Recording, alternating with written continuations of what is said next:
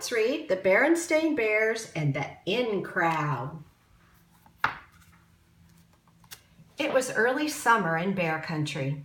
School had been out for a few weeks, and Brother and Sister Bear had settled into a comfortable routine of bike riding, playing ball, exploring, and just generally having fun.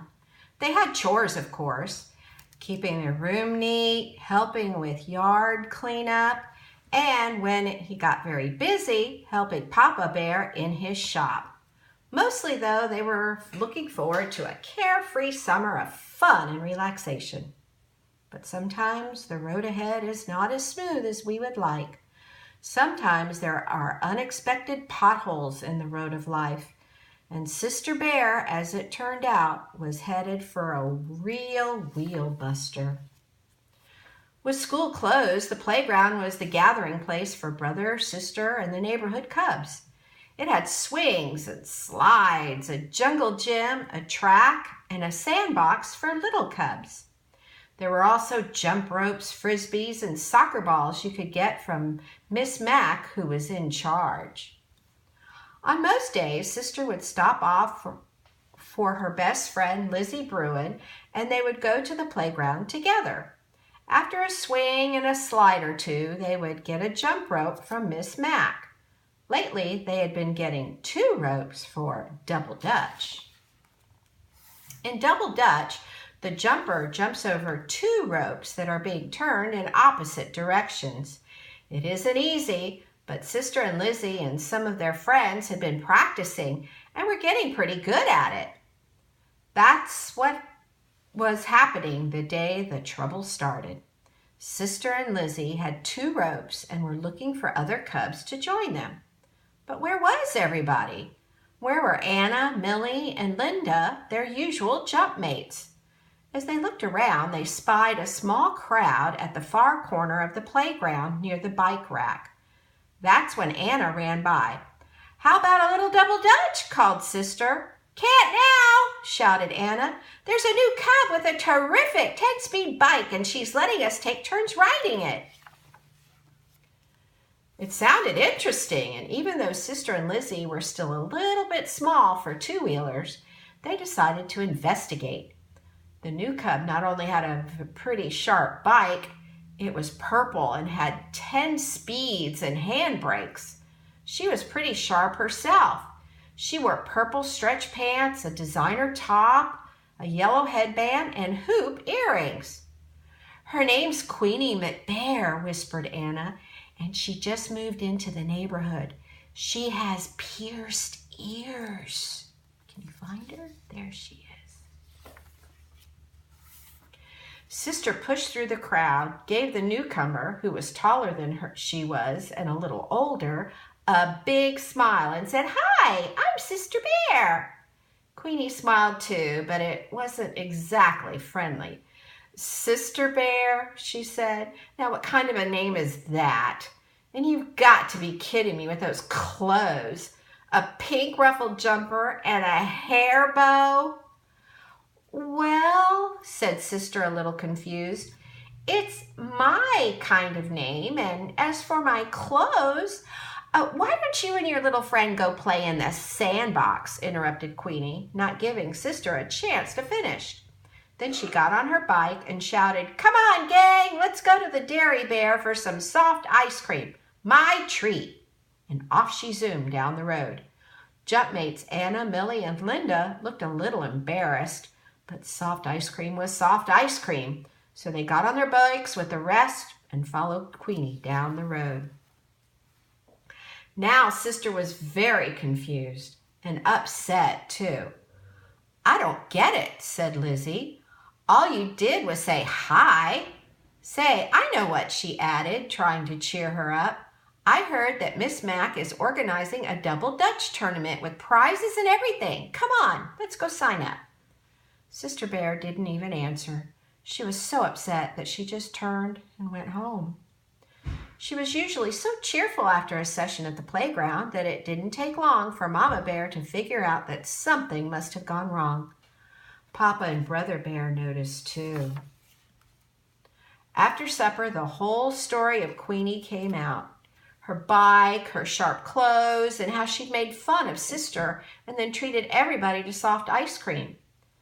"Everybody except me and Lizzie," she said glumly.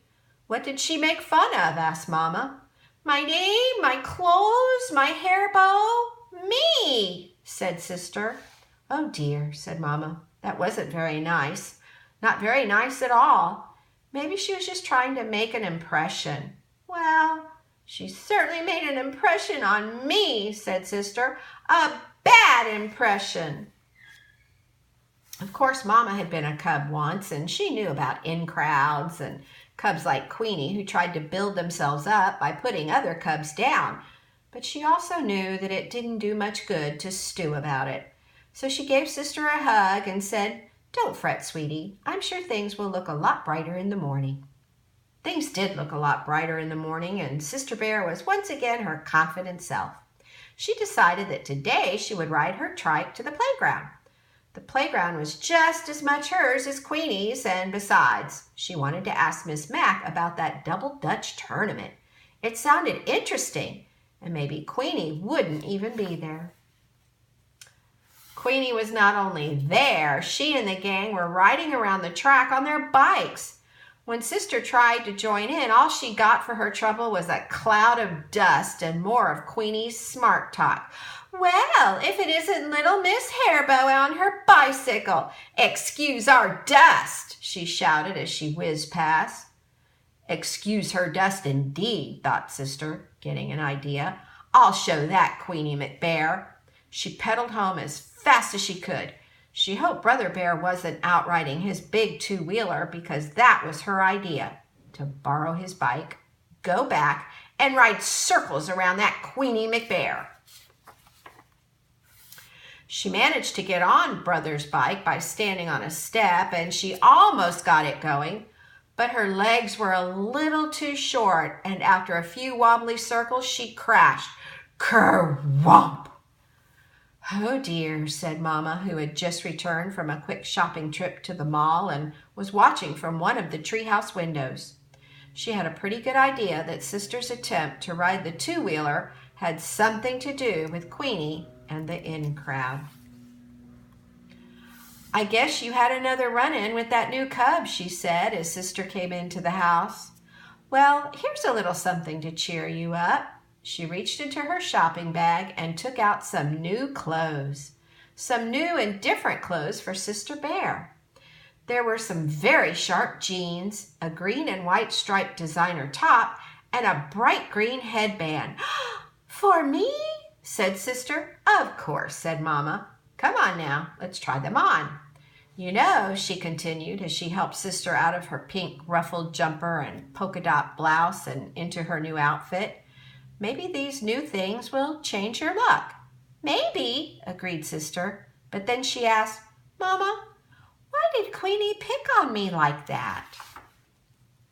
"Well," said Mama thoughtfully, "sometimes there are cubs, even grown-ups, who behave that way. They show off for the crowd by picking on someone who has a certain kind of name or wears a certain kind of clothes. They try to build themselves up by putting others down. That's how in-crowds get started." "But how about Anna, Millie, and Linda?" asked Sister. "They've always been my friends. Why did they side with Queenie?" "Maybe because they were glad Queenie wasn't picking on them. And soft ice cream is soft ice cream. There," she said, removing Sister's pink hair bow and putting on her new headband. "You're all set. Here, have a look at yourself in the big mirror." "It's very nice," Sister said, "and I really appreciate the new things. But there's one problem. It's not just me. I like me," she said as she stepped down. "And I wouldn't change me for a whole bunch of Queenie McBears."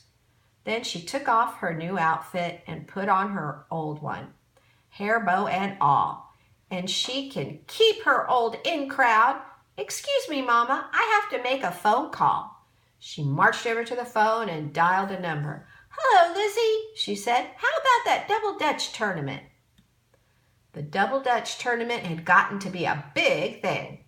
A lot of teams signed up. There were even some boy cub teams. Brother Bear was on one, along with Cousin Fred and the Too Tall gang. When Sister and Lizzie signed up, Anna, Millie, and Linda quit Queenie's team and joined Sister's. Not only was Sister the best double dutcher in the neighborhood, but Anna and the others were getting a little tired of Queenie's snooty ways. Sister Bear led her team in as fine an exhibition of double dutch jumping as had ever been seen in Bear Country. It was no contest. Her team won going away. Queenie's team was a double dutch disaster, especially Queenie, who made the mistake of wearing beads and big hoop earrings that caught in the rope and ended in a terrible tangle. After the prizes were awarded, the cubs all crowded around and congratulated Sister. They wanted her to teach them some of her double dutch tricks. As they lined up for lessons, Lizzie called out to Queenie, "How about you?" "No thanks," said Queenie with a little grin. "I've already learned my lesson." The end. Thank you for reading along with me.